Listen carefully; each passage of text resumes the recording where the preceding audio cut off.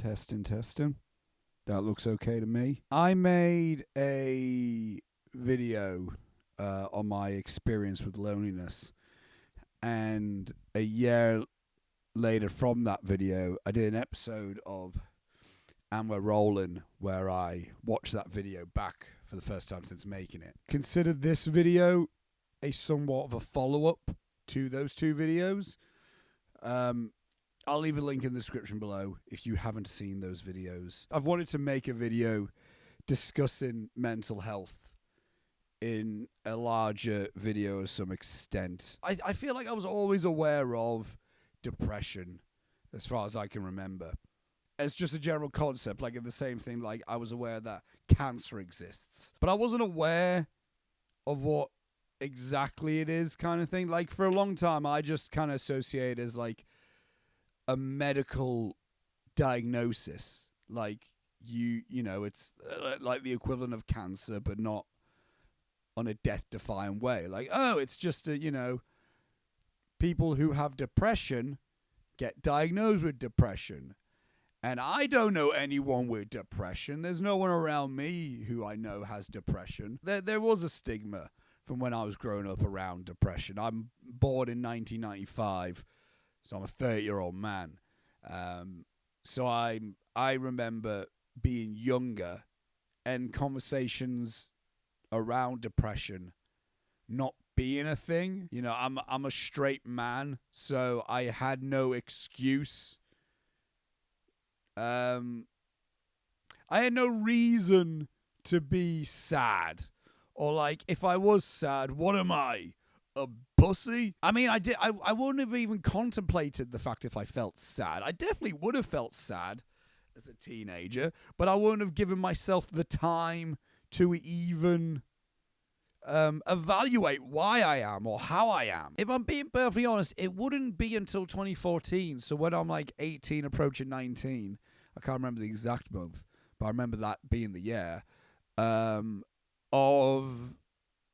the death of Robin Williams. At that point, and even to this day, it's the only celebrity death that's like really hit me hard. I think just the initial like information that Robin Williams has died, that alone really like affected me. He was a regular face in my childhood for films, and he was, where there was a VHS tape, there was a Robin Williams credit on it. He was a friendly uncle figure to me. Sorry, like fictional. A parasocial uncle that was just happy and smiley. And now I didn't know a lot about his personal life, if I'm being before his death. I wasn't aware of his battles with depression. But to me, at that time, Robin Williams wasn't someone that looked depressed. At the time, when I think depressed person, it's someone who's sad and mopey and slow, you know, and, you know, mopey. Basically, the antithesis of what Robin Williams was. To learn that he lost his life to depression and due to taking his own life, that was even more of a really gut punch. A really more of like a shell shock to the system. So I remember from that point on, mental health and depression gave a complete new light to me. And around that time as well, I had friends who had diagnosis of depression. So it was a lot more of a, from 2014 onwards, it was a lot more of a regular thing for me. It was a lot more of a thing that I was living around. A year on in 2015, I went into a lot more detail about it in my previous two videos on loneliness. Again, link in the description below for that. But in 2015, I started feeling down. I started feeling, again, the eventual feeling that I would, the word that I would use to describe it and the feeling that I discovered of what it is was lonely. I started feeling lonely in that year. But I had friends around me that were in a relationship. I had one friend in particular that was slightly rubbing it in that him and another friend were in a relationship and I was not, which hurt. It's not like I was actively trying to not be in one. I wasn't like, I'm staying single on purpose.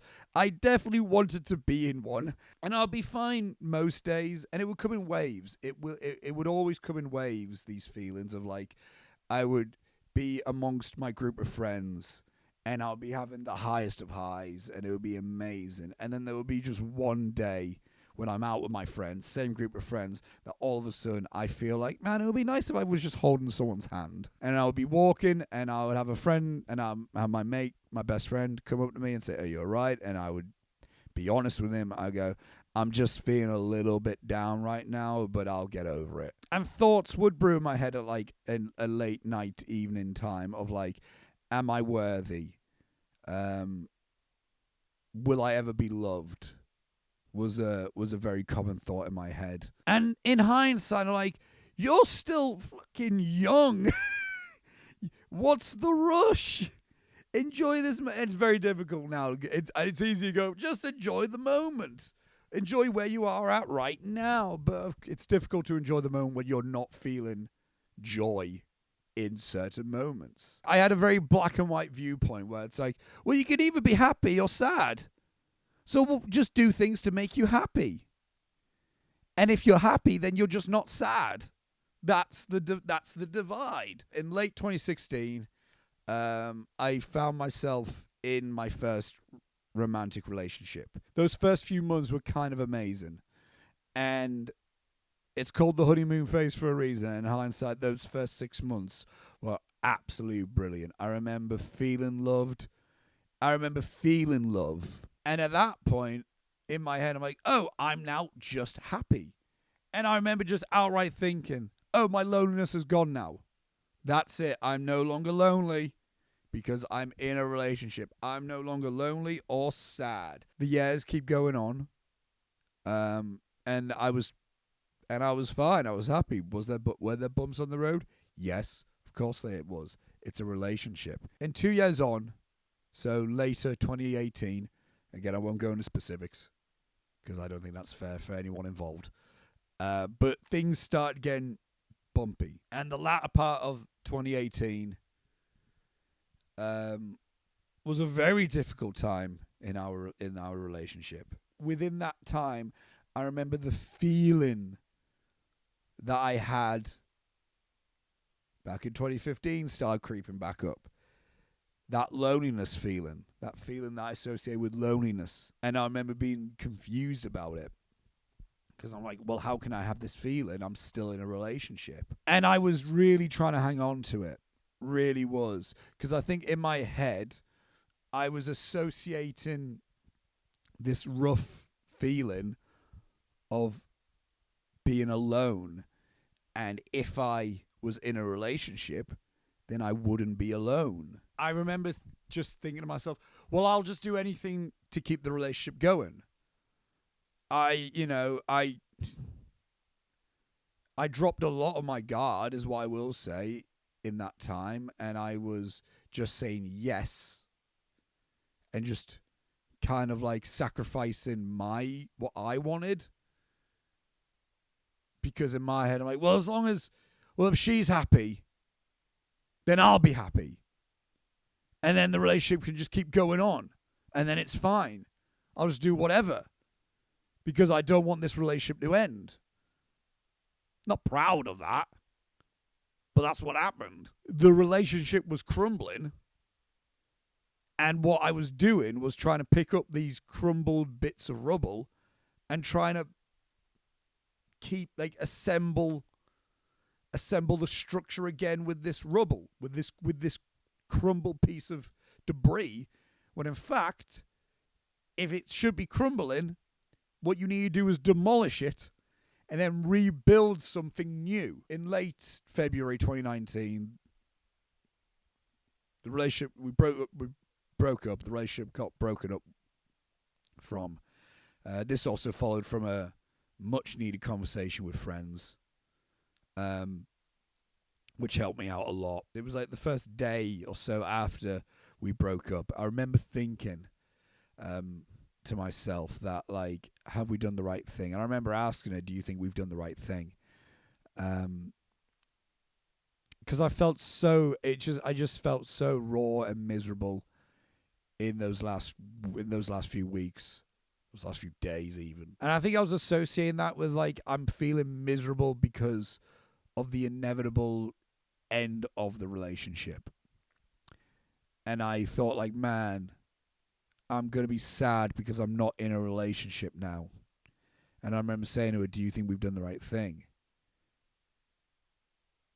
And we weren't sure at the immediate thing of it happening, but we both kind of agreed, well, we need to like let it happen. A week later, after the breakup, I felt all the weight lifted. It was so like euphoric how like light I felt. And that's when I knew, oh, okay, maybe being alone wasn't the miserable feeling that I was having. It was being in a situation that made me feel less than myself. I felt reinvigorated, is what I will say. I definitely did. And then I would go on to have like an amazing year.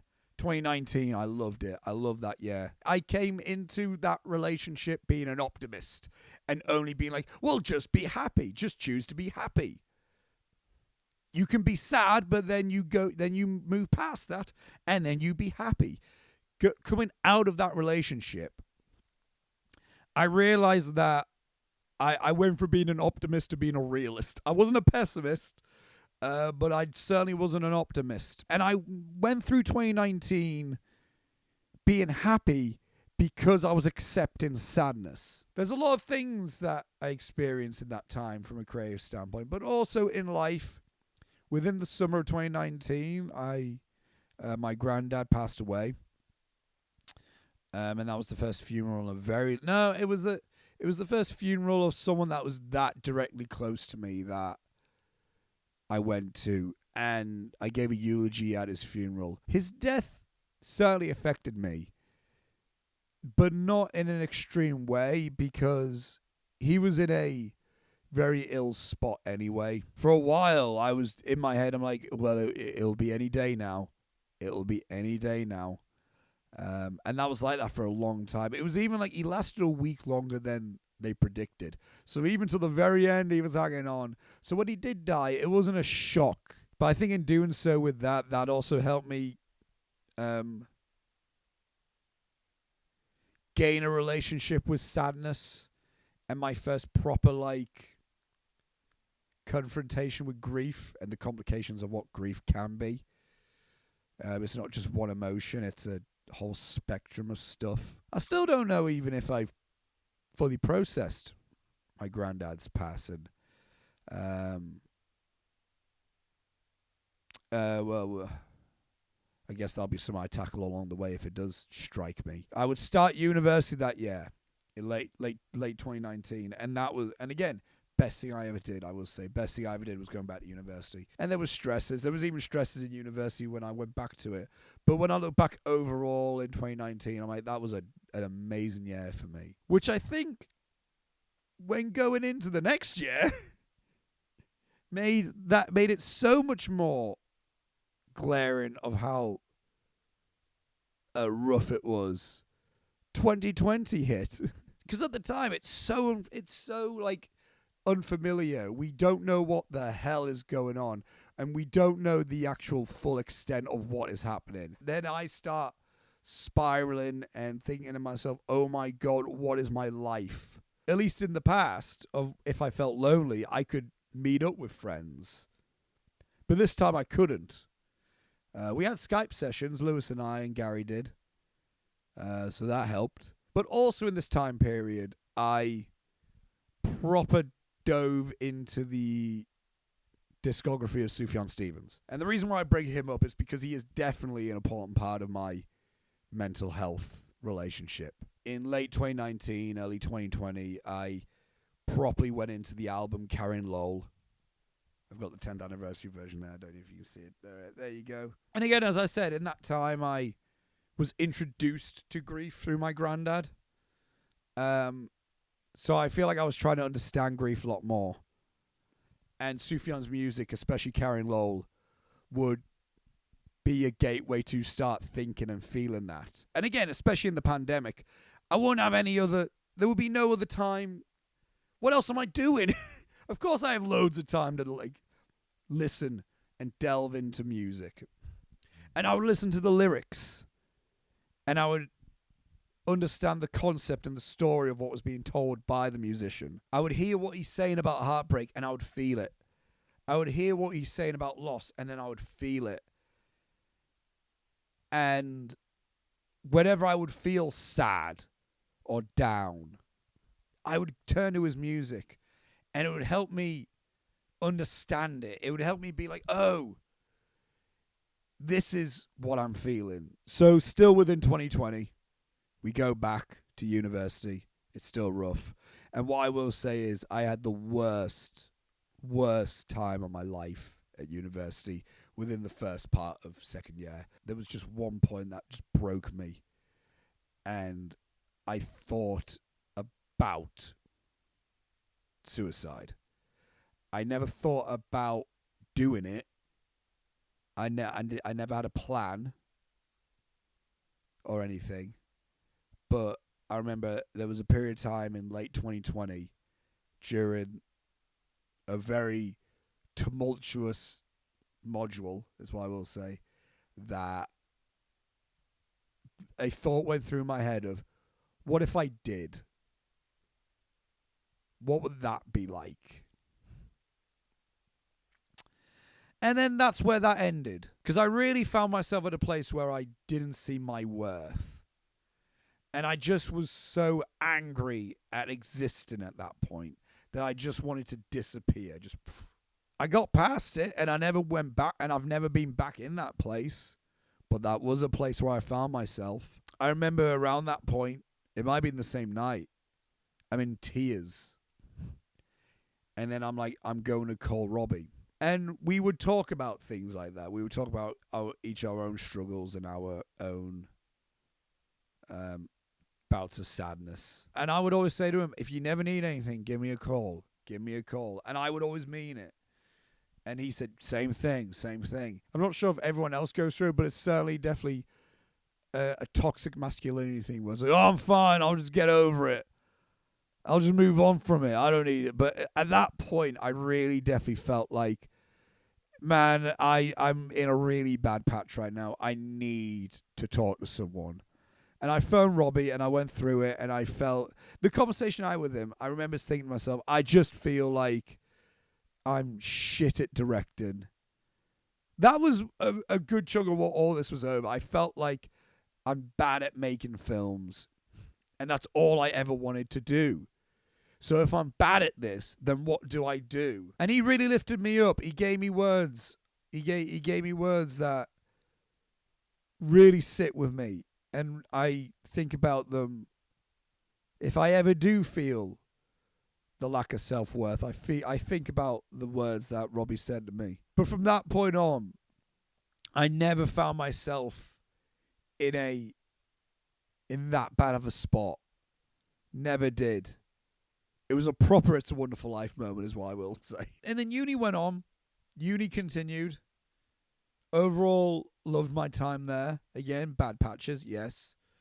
But overall, had a great time. You know, I said in 2019, I had just a great year overall. 2022 was another one of those great years. I loved that year. Graduated that year. Love Bethany was released. Love Bethany won awards. Had wonderful nights out. Just lived a life. I just lived a life that I wished that I was living during the pandemic. And then later in the year, specifically Christmas Day 2022, I lost someone, a family member, suddenly. I know, as I said, I and I lost my granddad. And that was like an introduction to grieving over someone that was very close to me. Well, that was immediately close to me. And obviously at that point, I'm like, well, I didn't break down. So I guess that I just don't do that then. But I remember getting home after a Christmas meal and my mum informing me that that my Auntie Carol, who was my granddad's younger sister, so that's the relation to her, she had passed away, and I was not expecting that at all. And I remember hearing that news, sitting on the couch, feeling numb. And then I remember going upstairs in the bathroom, sobbing. And what did I do at that point? I put on Sufjan Stevens music. I put on 4th of July, which is my favourite song. And it always, like, broke my heart, that song. It always just, like, hit me in all the right moments. But that was the first time I understood it. It really smacked me in the face. And even talking about it now, it's still a hard memory to go back to. I want to say, because the relationship I had with my Auntie Carol was, she was such a loving maternal person. And we would go down, when we would go down to Swindon to visit family, we would stay around hers and my Uncle Tony's, her husband. And she would message me happy birthday. She would send me birthday and Christmas cards every year. She would say how proud. You know, there was just a lot of love. There was just a lot of love that she gave me and a lot of people. She gave a lot of love to everyone. I felt the loss insanely in that point. And I remember being on New Year's Eve with friends, and I was talking to one of them, and I just said, and I said, "Hey, how was your Christmas?" And she went, "Oh shit, how was yours?" I went, Mine was all right until I had a unexpected death that happened, and then I brushed it off like that. I didn't want to be a bummer. So I just didn't get into it. And then as the night went on, it ended up just becoming me and two other friends. And then I just let it go. And then I wasn't afraid of crying in that point. And I didn't, and I still do this. I still fucking do this. I know it's like, well, I'm not afraid to cry in front of people, but I will apologize for it. Because I don't want to be a bummer, and I would cry, and I would say I'm sorry, and I would just get all my feelings, and then I would say I'm sorry. In terms of my mental health in 2023, it was the first full year after uni, so I'm going through the thoughts of, like, I need to try and find a job. I'm shoving as much short films as I can. I filmed 1 minute. I filmed Alone With You. I filmed The Muse. I filmed Hysteria. I'm doing just constant stuff, and I'm still not fully processed the death of my Auntie Carol, and it's still an every now and then thing that hits me. Later in the year as well, I can't remember the exact month. I want to say October. I get the news that my Uncle Tony, her husband, passed away as well. Now, he was a lot more unwell, and that wasn't as hard of a hit as my Auntie Carol passing, because I didn't expect my Auntie Carol to pass. But like my granddad, my Uncle Tony wasn't, like my granddad in his final few years, my Uncle Tony wasn't, he wasn't in the best shape. So it was just a waiting game, but it still didn't make it easier, because he was another absolutely loving human being. So yeah, it would have been late December 2023. I stick on The Bear for the very first time, because I've heard great things. So I want to give it a go. And I've got Disney Plus now, so I can watch it. And maybe one day I'll get more into the depth of that show, but my God, for what Sufjan Stevens' music was in 2020, The Bear was that for me in 2023. I think I got really engulfed in it because of how stylistic the editing is and all that stuff. But at the heart of it is a story about a man who's trying to work himself into success, and he's got grief with him, but he's not accepting it. He's a broken person, and The Bear is about broken people. There would be stuff like, again, at the end of season 1, with Carmi at the support group, and that monologue he's saying, and I would feel every fucking word he's saying. It's another example of when I listen to Sufjan Stevens music and I'm hearing the lyrics of his stuff. I'm like, wow, that's what I'm experiencing right now. Maybe not the exact things, but I'm seeing it.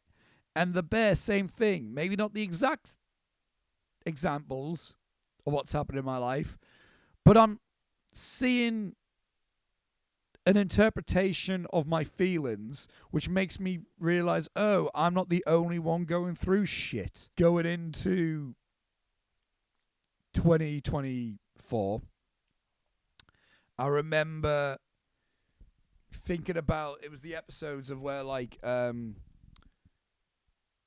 Tina and Avery go on like job courses where they go into, you know, where they try to up their qualifications by doing this like course for a job. And I was thinking to myself, maybe I do that. Maybe because I was going through a point where I'm not in a stable working place, and I start going through a crisis mode again of feeling like I'm getting older, I'm approaching 30, and at the minute this filming stuff isn't getting me jobs, because I kept going through a phase of whenever I would apply for just a non-film job, whether it be like a coffee shop or a retail shop, they would look at my CV and go, oh, well, you clearly just want to do filmmaking, so do that. I'm like, motherfucker, if I could get a job in film, I would, but I can't. So I ended up going on a 2-week job course for a supermarket. I won't say which one. And an interview with this supermarket is guaranteed. So I thought, okay, this would do me well. And I did that because I remember having the feelings of what happened within The Bear. I passed that online interview. I went into the in-person interview. I felt it went fine. Shortly after, I got a response that I didn't get the job, and I just fell myself right back to square one, rock bottom, miserable as fuck, that I'm never going to be able to get a consistent income. Because I'm just boxed into the fact of like, well, you just do film. It's like, but I can't get a fucking job in film. And I felt terrible. Once again, questioning my worth. And then my mind went back to, once again, thinking about The Bear. And what else really impacted me about that show was the support groups Carmy would go to. And these situations of where he would just go and he'd sit in a chair and talk. The following week, I went to an Andy's Man Club, because I discovered that there's one in Hartlepool. Now, if you don't know what an Andy's Man Club is, it's a male mental health support group that started as a result of a man called Andy who took his own life, and the charity of Andy's Man Club is based around like you go into a venue wherever they're at, wherever they're based, and you don't need to pay. There's no sign-up fees. There's nothing. You just walk in through the door. You can get a cuppa, and you sit down, and you're in a circle, and a ball gets passed round, and whoever has the ball has the room, and they can say as much or as little as possible. And there's questions that get asked, so you go round, you introduce yourself and a reason why you're here, why you're there. And then you say how your week's been. And then the ball goes round again. And then when the ball comes back round again, you say a positive from your week. And then you go back around again and you say if there's anything you want to get off your chest. I went after my big plummet. So I'm kind of in the aftermath of feeling absolutely miserable. But I thought I'm going to go to this.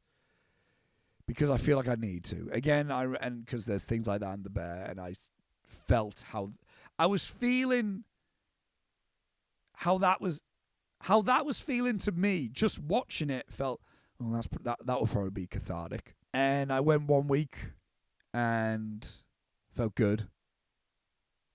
I didn't feel like I was like massively like, I didn't feel like a weight was thrown off me, but I was like, okay, this could be definitely beneficial. But I kept making it a routine. Every Mondays, 7 p.m. I would go, and I would be like, yeah, but I had a fine week. This happened.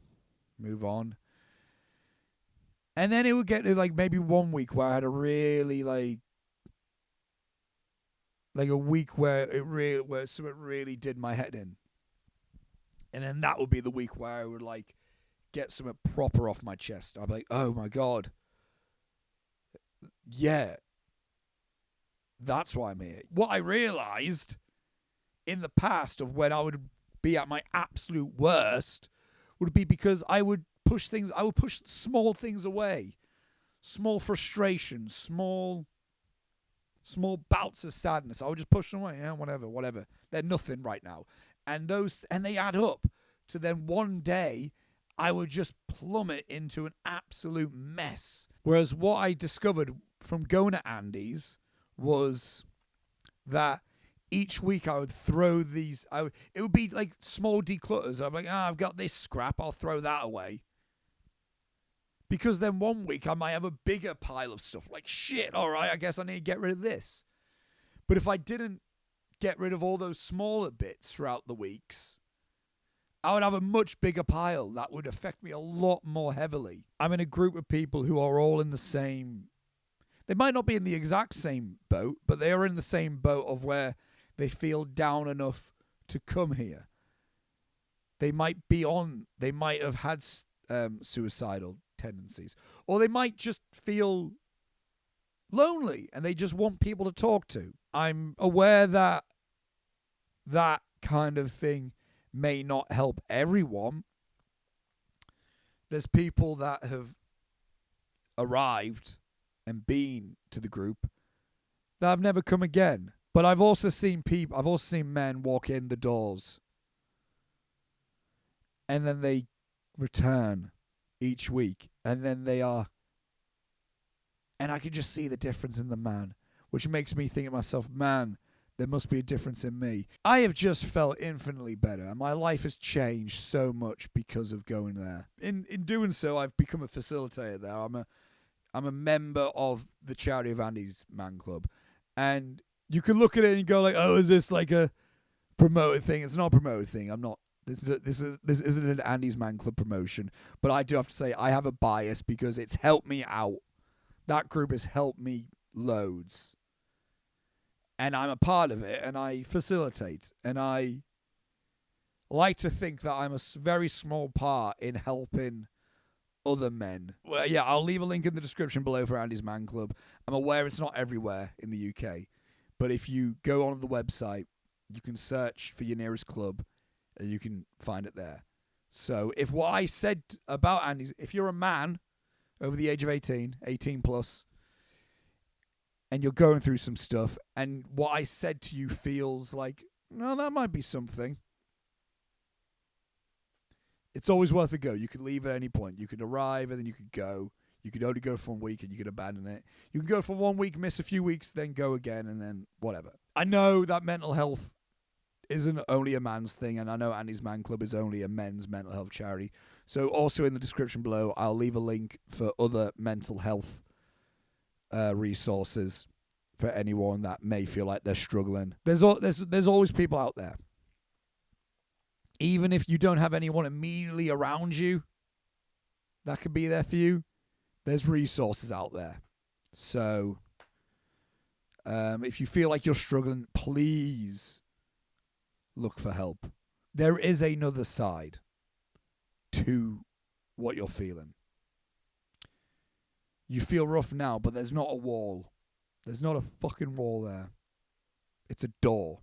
And you may not be able to get through the door right now, but you'll eventually be able to find the key to unlock, and you can go through it and there'll be more stuff. And there'll be another door. You will encounter another door, but there'll always be another key to get you through that door. So that leads me to where I'm at now, and I'm doing good now. I'm feeling lonely every now and then. I'm feeling down every now and then. But I'm managing it. I'm managing it. Getting through it makes it sound like it's all behind me. No, I'm absorbing it all. And I'm accepting the sad, angry, down feelings that I have. And I'm molding it into me. I made this video more so to share my experience with the hope that either it will just help me unload a bit more and whatnot, but also with the hope that if anyone's watching this and they feel down, and if this gives them anything, that's more than I can ask for. And yeah, and with that being said, that is my relationship to mental health. Thank you all for watching that video. That video that you all just watched there was a cut down, highlighted version of the full episode of Your Memoir that went about 82 minutes long. If you're interested in watching that video where I go into more depth in discussing my relationship with mental health, that is exclusive to the RNQ Patreon. That is patreon.com/RNQ, where for £2.50 a month, you're going to have full access not only to this week's episode of Your Memoir, the previous 2 episodes of Your Memoir, and future weeks' episodes of Your Memoir. That is patreon.com/RNQ for £2.50 a month. Link is in the description below. And till next week, I'll see you later.